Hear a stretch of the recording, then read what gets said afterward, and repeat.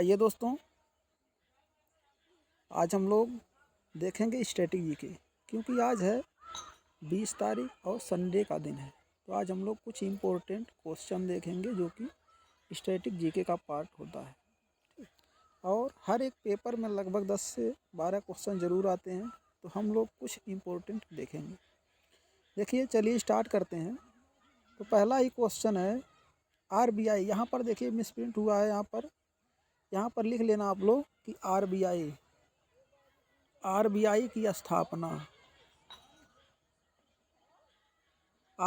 की स्थापना किस वर्ष हुई थी। तो इसके बारे में आइए हम लोग देखते हैं।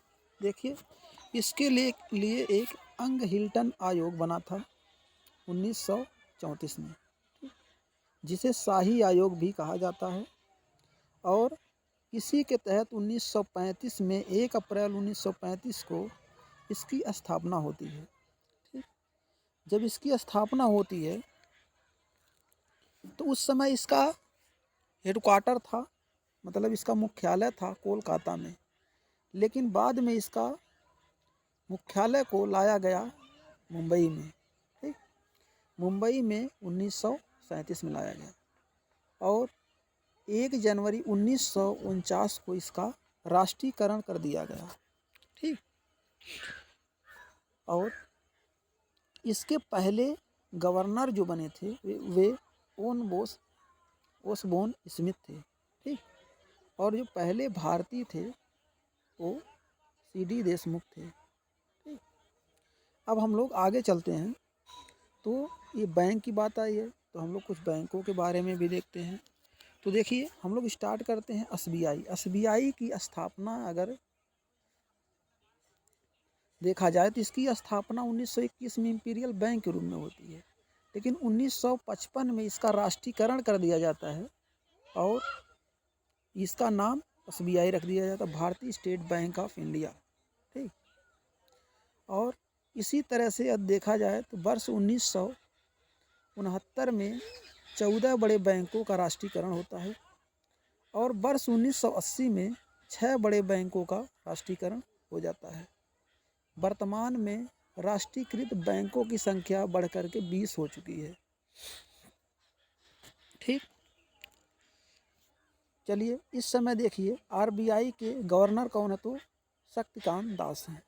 ठीक, और भारत में आरबीआई महंगाई को कंट्रोल करती है, मुद्रास्फीति, ये सब नियंत्रण ही आरबीआई करती है। ठीक, और भारत में रुपया का प्रचलन मतलब जारी वही करती है। ठीक, अब हम लोग चलते हैं आगे। देखिए नेक्स्ट क्वेश्चन है डब्ल्यूएचओ की स्थापना किस वर्ष हुई थी। तो डब्ल्यूएचओ की स्थापना, देखिए डब्ल्यूएचओ है क्या, वर्ल्ड हेल्थ ऑर्गेनाइजेशन। ठीक, वर्ल्ड हेल्थ ऑर्गेनाइजेशन है, विश्व स्वास्थ्य संगठन। ठीक, इसकी स्थापना 1948 में होता है और इसका हेडक्वार्टर जिनेवा में है। ठीक, यह स्वास्थ्य के क्षेत्र में काम करता है। और देखिए, इसी से मतलब आज संगठन की बात अगर हुई है तो हम लोग संगठन के बारे में भी देख लेते हैं।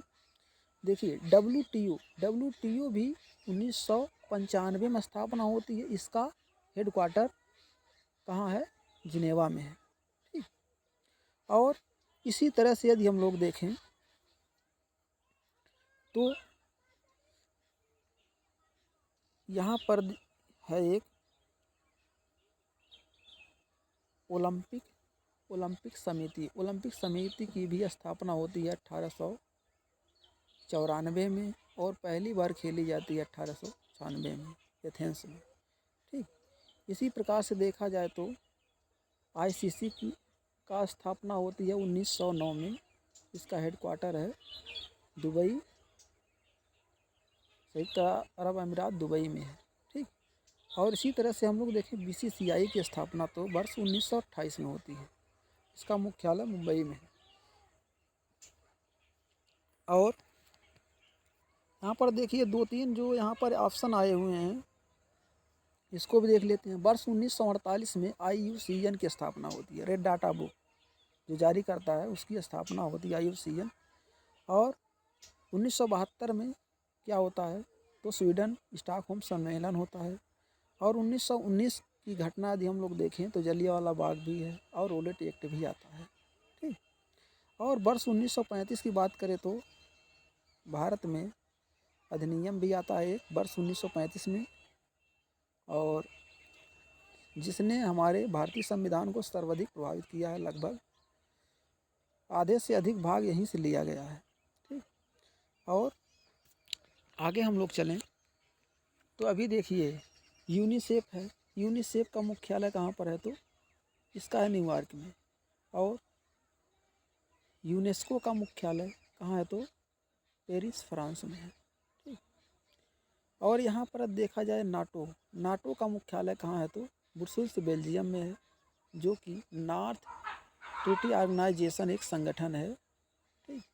और इसी प्रकार से यूरोपियन संघ भी देखा जाए तो इसमें 27 देश हैं और इसका भी मुख्यालय वहीं पर है। ठीक। इस समय ये दोनों चर्चा में बने हुए हैं तो ध्यान में आप लोग रखिएगा। ठीक। अब हम लोग आगे चलते हैं। देखिए भारत की सबसे ऊंची चोटी का नाम क्या है तो ध्यान से आप लोग सुनिएगा। भारत की सबसे ऊंची चोटी का नाम यहाँ पर क्या होगा, K2 होगा। K2। ठीक। यहाँ पर K2 होगा। और यहाँ पर K2 क्यों होगा, क्योंकि वो भारत का ही है। जो पीओके वाला क्षेत्र है काराकोरम श्रेणियों पर है वहाँ पर पड़ता है, लेकिन भारत का ही भाग है। और भारत में अवस्थित पूछेगा तो कंचनजंगा होगा जो कि सिक्किम में है। ठीक। K2 की ऊंचाई यदि हम लोग देखें तो 8,611 मीटर है। और कंचनजंगा की ऊंचाई देखें तो 8,598 मीटर है। ठीक। यहाँ पर धूपगढ़ सतपुड़ा की सबसे ऊंची चोटी है और अन्नाईमुड़ी दक्षिण भारत की सबसे ऊंची चोटी है। ठीक। तो इन सब बातों को भी ध्यान में रखिएगा। और विश्व की सबसे ऊंची चोटी को तो आप लोग जानते ही हैं, माउंटेन एवरेस्ट है, जो कि नेपाल और तिब्बत के बीच में पड़ता है। ठीक। यहाँ पर देखिए और भी हैं, जैसे पश्चिम भारत के सबसे पश्चिम की सबसे ऊंची चोटी जो है पश्चिमी घाट, तो यहाँ की है कुद्रेमुख है। इसी प्रकार से पूर्वी की देखा जाएगा तो विशाखापत्तनम है। और सबसे पूर्वी चोटी जो है भारत की वो है नामचबरमा पर्वत। ठीक। इसको भी ध्यान में रखिएगा। और ध्यान में ये भी रखिएगा जो अंडमान वाला क्षेत्र है ये भी हिमालय का ही विस्तार है। ठीक। लेकिन गारो खासो जयंतिया जो है हिमालय का विस्तार नहीं है। ठीक। ये प्रायद्वीपीय भारत का या मालवा पठार का ही भाग है। हम लोग चलिए आगे चलते हैं, देखते हैं। रेड क्लिफ लाइन का निर्धारण किस वर्ष हुआ था तो वर्ष 1947 में इसका निर्धारण होता है, जब भारत और पाकिस्तान दो स्वतंत्र देश बनते हैं। ठीक। उस समय इसका निर्धारण हुआ था। लॉर्ड माउंटबेटन उस समय भारत के वायसराय थे। ठीक। और देखिए रेड क्लिफ लाइन किस देश के बीच में है तो भारत और पाकिस्तान के बीच में है। और इसी तरह से यदि देखा जाए भारत और चाइना के बीच में तो ये कौन है, मैकमोहन रेखा है। और भारत और अफ़गानिस्तान के बीच में डुरंड रेखा लगती थी लेकिन अब नहीं लगती है। पहले जब पाकिस्तान नहीं बना था तब लगती थी कि डुरंड रेखा भारत से भी लगती, लेकिन अब नहीं।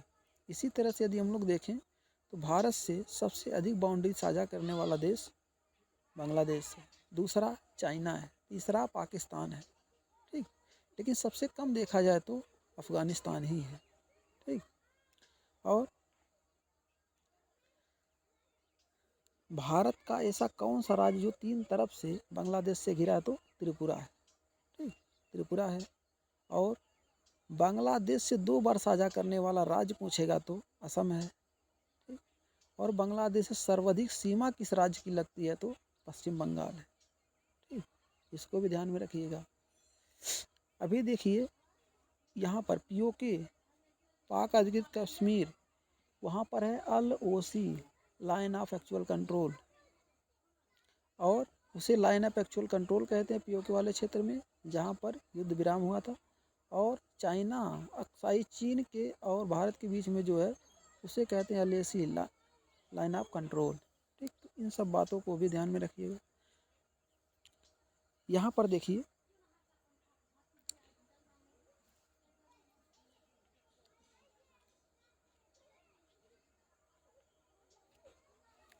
विश्व की सबसे चौड़ी नदी कौन सी है? तो विश्व की सबसे चौड़ी नदी अगर देखा जाए तो अमेजॉन है, जो अमेजॉन वर्षा वन में है, दक्षिणी अमेरिका महाद्वीप में, दक्षिणी अमेरिका महाद्वीप में है, और विश्व की सबसे चौड़ी नदी है।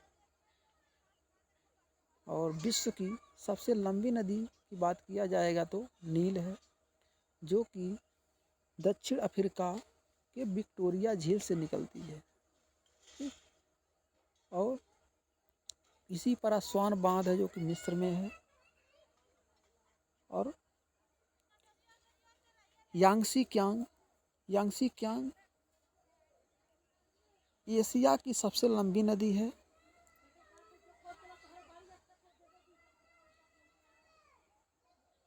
और गंगा भारत की सबसे लंबी नदी है। देखिए ध्यान में रखिएगा गंगा के बारे में, इसका नाम जब भारत में जन्म होता है इसका तब भी क्या नाम था? भागीरथी, और जब ख़त्म होती भारत तब भी इसका नाम भागीरथी ही होता है। और भारत में सबसे लंबी दूरी तय करने वाली यही है, और भारत की सबसे लंबी भी नदी यही, और यह अंतर्राष्ट्रीय नदी है। ठीक, और इसमें इसी के तट पर बसा हुआ है प्रयागराज और कानपुर। ठीक, तो इन सबको ध्यान में आप लोग रखिएगा। और यमुना इसकी सबसे लंबी सहायक नदी है। ठीक, तो इसको भी ध्यान में रखिएगा। और देखिए प्रायद्वीपीय भारत की अगर नदियों की बात की जाए तो प्रायद्वीपीय भारत की सबसे लंबी नदी गोदावरी है। इसे दक्षिण गंगा कहते हैं, दक्षिणी गंगा, और दक्षिण की गंगा जी कहते हैं कावेरी को। ठीक, गोदावरी निकलती है महाराष्ट्र से, और कावेरी निकलती है कर्नाटक से, कृष्णा निकलती है महाराष्ट्र के महाबालेश्वर से। ठीक, तो इन सब नदियों के बारे में भी आप लोग ध्यान में रखिएगा। और ध्यान में रखिएगा दो नदियाँ जो कि पूर्व से पश्चिम की ओर बहती हैं, उनका नाम क्या है? तो नर्मदा और ताप्ती, जो भ्रंश घाटियों से होकर के बहती हैं। और ये लोग एस्चुअरी या नदमुख का निर्माण करती हैं, ये लोग डेल्टा का निर्माण नहीं करती। ठीक, तो इसमें भी आप लोग ध्यान में रखिएगा इनको भी। चलिए आगे हम लोग देखते हैं।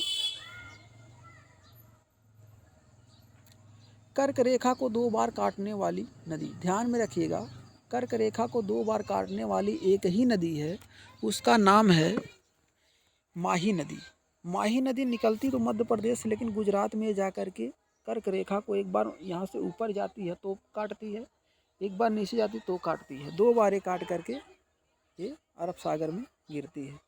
ठीक, इसी तरह से यदि हम लोग देखें तो एक लिम्पोपो नदी जो दक्षिण अफ्रीका में है, वह भी मकर रेखा को 2 बार काटती है। और कांगो जायरे एक नदी है जो कि कांगो प्रजातांत्रिक देश में पड़ती है, और वहीं पर 2 बार ये विषुवत रेखा को काटती है। तो तीनों को ध्यान में रखिएगा। और यहाँ पर देखिए काटने की बात आई है तो हम लोग देख लेते हैं भारत के कितने राज्य कर्क रेखा पर अवस्थित हैं। तो देखिए हम लोग पश्चिम से ही चलते हैं।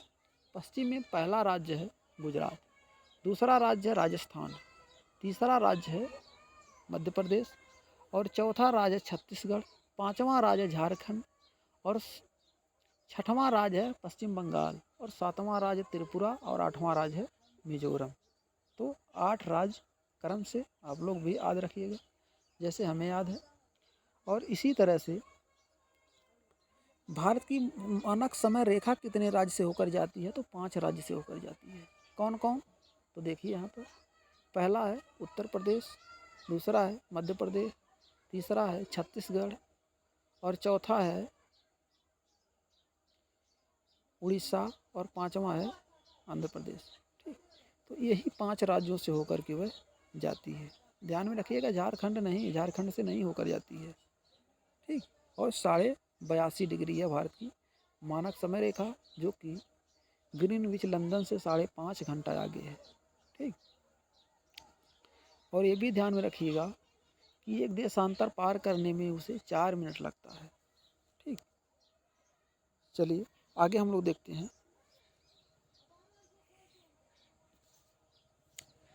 अनुच्छेद 32 को किसने संविधान की आत्मा कहा है? तो इसको भी ध्यान में रखिएगा, ये बार बार पूछा जाता है। तो संविधान के अनुच्छेद 32 को संविधान की आत्मा डॉक्टर भीमराव अंबेडकर जी ने कहा था। ठीक, उपचारों का अधिकार भी इसी को कहते हैं। और इसे क्यों कहा जाता है? क्योंकि यदि किसी व्यक्ति का कि अधिकारों का हनन होता है तो वह सीधे सुप्रीम कोर्ट या उच्च न्यायालय जा सकता है।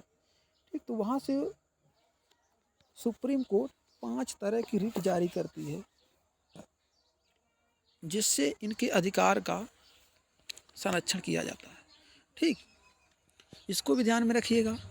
और देखिए, यदि अनुच्छेद की बात आई है तो हम लोग थोड़ा सा देखते हैं अनुच्छेद के बारे में।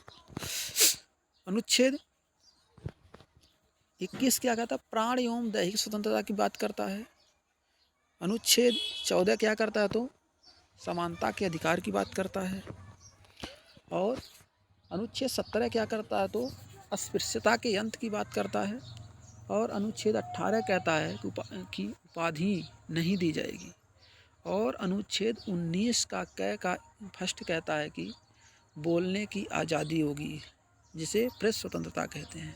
ठीक, और इसी के तरह 24 फैक्ट्रियों में 14 वर्ष से कम साल के बच्चों को काम कराने को अपराध माना गया। ठीक, कानूनन जुर्म है। और यहाँ पर देखिए, अंतःकरण की स्वतंत्रता किस में है? तो अनुच्छेद 25 में है। मतलब किसी भी धर्म को आप मान सकते हैं। और यहाँ पर देखिए अनुच्छेद 36 तो राज्य के बारे में बताता है। और 40 कहता है पंचायती राज्यों का गठन करना। और 43 कहता है समान कार्य के लिए समान वेतन। और 48 कहता है कि दुधारू गायों को नस्ल और जो है एग्रीकल्चर के क्षेत्र में नए नए टेक्नोलॉजी को डेवलप करना। और 48 का क्या कहता है कि पर्यावरण का भी संरक्षण किया जाए। और 49 कहता है स्मारकों का संरक्षण किया जाएगा। भारत की जो स्मारक हैं, धरोहर, उनका संरक्षण किया जाए। और 50 कहता है कि न्यायपालिका और कार्यपालिका की शक्तियों का बंटवारा किया है। 51 हमारे विदेश नीति है, अंतर्राष्ट्रीय शांति बनाए रखना। और 51 क्या कहता है कि हमारे मौलिक कर्तव्य क्या क्या होंगे? तो इस समय 11 मौलिक कर्तव्य हैं। ध्यान में रखना, 11वां मौलिक कर्तव्य शिक्षा के अधिकार को जोड़ा गया है, जो कि 6 से 14 वर्ष के बच्चों को शिक्षा प्राप्त करवाना ये माता पिता का मौलिक कर्तव्य है।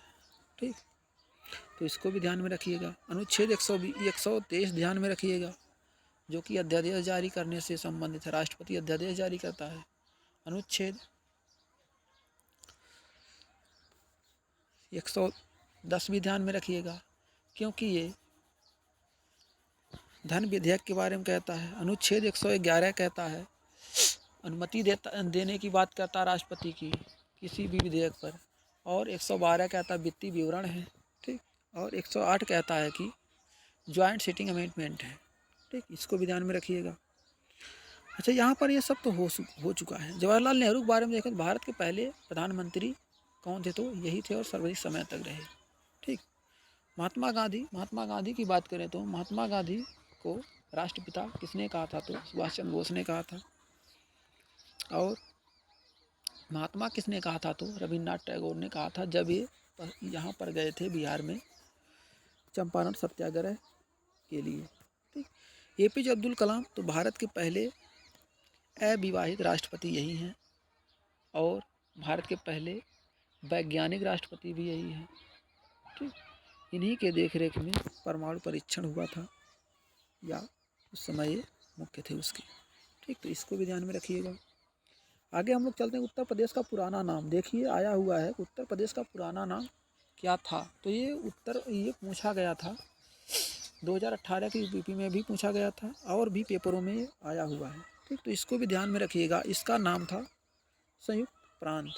ठीक, तो इसे संयुक्त प्रांत के नाम से जानते हैं। और नेफा किसे कहते थे, तो अरुणाचल प्रदेश को। ताम्रलिप्ति तो है नहीं, ये तो बंदरगाह है। लखनऊ तो इसकी राजधानी है, जो 1921 में आंशिक रूप से बनती है और 1935-36 में इसको पूर्ण रूप से बना दिया जाता है। ठीक, तो संयुक्त प्रांत था। उत्तर प्रदेश की बात आई है तो हम लोग उत्तर प्रदेश के बारे में देख लेते हैं। तो उत्तर प्रदेश में इस समय योगी आदित्यनाथ सीएम हैं, राज्यपाल आनंदीबेन पटेल हैं और इस समय विधानसभा में 403 सीटें हैं और विधान परिषद में 100 सीटें हैं। जब उत्तराखंड नहीं बना था तो उस समय विधानसभा में 425 सीटें हुआ करती थी, लेकिन जब उत्तराखंड अलग हो गया तो केवल 403 सीटें ही रह गई हैं। और विधान परिषद में पहले 108 सीटें हुआ करती थी, लेकिन जब उत्तराखंड चला गया तो केवल 100 सीटें बची हुई हैं। ठीक, तो ये है। और ध्यान में रखिएगा, उत्तराखंड जब बना था तो उस टाइम डेट क्या था, तो 9 नवंबर 2000 था। ठीक, और अभी देखिए झारखंड 15 नवंबर को उसकी स्थापना दिवस मनाई गई है। ठीक, और 1 नवंबर को छत्तीसगढ़। ठीक, तो 3 राज्य 2000 में बनते हैं। और यहाँ पर उत्तर प्रदेश के बारे में और देखें तो सबसे उत्तरी जिला सहारनपुर है, सबसे पूर्वी जिला बलिया है, सबसे पश्चिमी जिला शामली है और सबसे दक्षिणी जिला सोनभद्र है। ठीक, लखनऊ चिकनजरी के लिए प्रसिद्ध है और यहाँ पर देखिए मिर्ज़ापुर कालीन के लिए प्रसिद्ध है। ठीक, आगरा पेठा के लिए प्रसिद्ध है, बरेली सुरमा है, रामपुरी चाकू, कन्नौज इत्र नगरी कहा जाता है और गोरखपुर में अशफाकुल्ला खान चिड़ियाघर है। ठीक, तो इन सब बातों को भी ध्यान में रखिएगा। अभी ब्रह्मोस निर्माण केंद्र भी बनेगा वहाँ पे। तो उत्तर प्रदेश के बारे में आप लोग इतना तो जानते हैं। ठीक, अब हम लोग आगे चलते हैं। जन धन योजना किस वर्ष चलाई गई थी, तो ध्यान में रखिएगा जन धन योजना वर्ष 2014 में चलाई गई थी। विश्व की सबसे बड़ी वित्तीय समावेशन की योजना है, क्योंकि इसमें विश्व में सबसे अधिक जीरो बैलेंस अकाउंट खोले गए थे। ठीक, तो कब चली थी, तो 2014 में। ठीक, इसी प्रकार से 2014 में और भी योजनाएं चली थी, जैसे मिशन इंद्रधनुष भी चली थी 2014 में, जो टीकाकरण से संबंधित थी। और 2015 में चलती है बेटी बचाओ बेटी पढ़ाओ योजना, एक चलती है कहाँ से, पानीपत हरियाणा से। ठीक, और 2015 में और चलता है प्रधानमंत्री दुर्घटना बीमा योजना, ये सब भी चलती हैं। और 2016 में चलता है उज्ज्वला योजना, जिसके लिए निःशुल्क LPG कनेक्शन दिया गया और गैस भी दिया गया है। ठीक, इसको भी ध्यान में रखिएगा। किसान बही योजना उत्तर प्रदेश सरकार ने स्टार्ट किया था 1992 में, तो इसको भी ध्यान में रखिएगा। चलिए आगे हम लोग देखते हैं थोड़ा। धुआंधार जलप्रपात किस राज्य में है, तो धुआंधार जलप्रपात मध्य प्रदेश में है, मध्य प्रदेश के जबलपुर में है। ठीक, और वहीं पर इसका न्यायालय भी है। मध्य प्रदेश से होकर नर्मदा नदी बहती है, इसी नर्मदा नदी पर ओंकारेश्वर बांध है। और मध्य प्रदेश में देखा जाए तो सांची का स्तूप है और मध्य प्रदेश में उज्जैन है जहाँ पर क्षिप्रा नदी बहती है, ठीक। और उसी मध्य प्रदेश में इंदौर जो स्वच्छता के रैंकिंग में पहले स्थान पर है, ठीक। वाटर प्लस सिटी भी बना है, ठीक। तो और इंदौर में बनाई जाएगी लता मंगेशकर संगीत एकेडमी भी बनाई जाएगी, तो इसको भी ध्यान में रखिएगा। चलिए आप लोग इसको ध्यान में रखिएगा, भूलिएगा मत, ठीक। तो इसका ये सही है।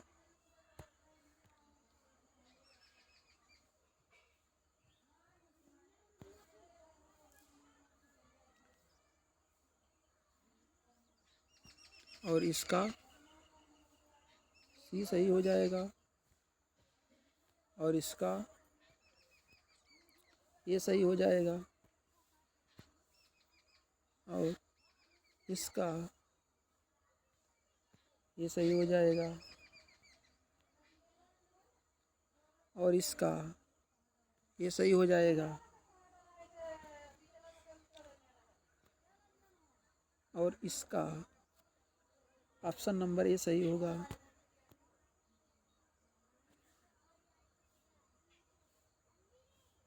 इसका ऑप्शन नंबर सी सही होगा।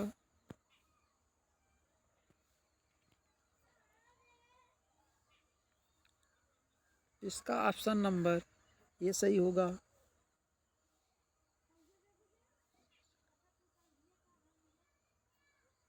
और इसका ऑप्शन नंबर बी सही होगा, ठीक। चलिए आप लोग ध्यान से पढ़िएगा, पेपर आने वाले हैं SSC GD का, और भी तमाम पेपर आने वाले, तो ध्यान से पढ़िएगा।